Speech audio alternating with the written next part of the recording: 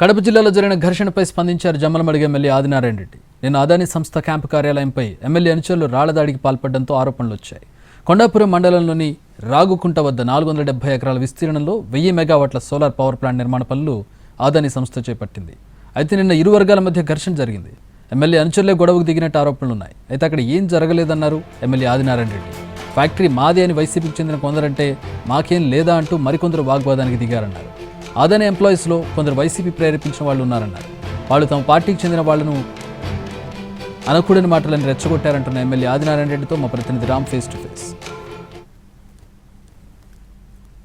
కడపలో అదానీ గ్రూప్కి సంబంధించిన పవర్ ప్లాంట్ వద్ద నిన్న జరిగిన గొడవలో ఆదినారాయణ రెడ్డి ఎమ్మెల్యే ఆదినారాయణ రెడ్డి తాలూకా బంధువులే ఉన్నారని చెప్పనైతే మనకి అక్కడ తెలుస్తున్న పరిస్థితి ఉంది. దాని గురించి మనతో మాట్లాడడానికి జమ్మలమడుగు ఎమ్మెల్యే ఆదినారాయణ రెడ్డి ఉన్నారు. సార్, ఈ అంశం మీద ఏదైతే కడపలో అదానీ గ్రూప్కి సంబంధించినటువంటి ప్లాంట్ మీద జరిగిన దానికి సంబంధించి మీ కామెంట్ ఏంటి? అసలు దాడి లేదు, పాడి లేదు.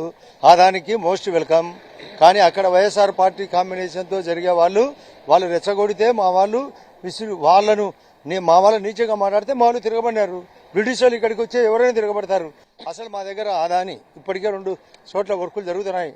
ఎక్కడ లేదే సమస్య ఇక్కడ. కాకపోతే వాళ్ళు కొందరు వైఎస్ఆర్ వర్గీయులను రెచ్చగొడితే వాళ్ళు మా మీదకి దాడికి వస్తే మా వాళ్ళు తిరగబడినారు.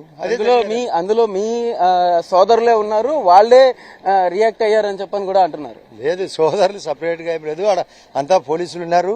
మా దగ్గర ఐసీఎల్ ఫ్యాక్టరీ వాళ్ళు, జువారీ, రేపు జేఎస్డబ్ల్యూ రాబోతుంది, ఓబరాయ్ గ్రూప్ వాళ్ళు, మళ్ళీ దాల్మియా, హెట్రో, స్విట్జర్లాండ్, ఇంతమందికి లేని అదాని వాళ్ళకు జరగలేదు. అదాని తరపున వీళ్ళు కొందరు దొంగాట ఆడే వాళ్ళ కోసం వీళ్ళు మా వాళ్ళను ప్రతిఘటిస్తే మా వాళ్ళు ప్రతిఘటించారు. అంటే అదానీ గ్రూప్ లో పనిచేసే ఎంప్లాయీస్ లోనే వైసీపీ తరఫు వాళ్ళు ఉన్నారంటారా?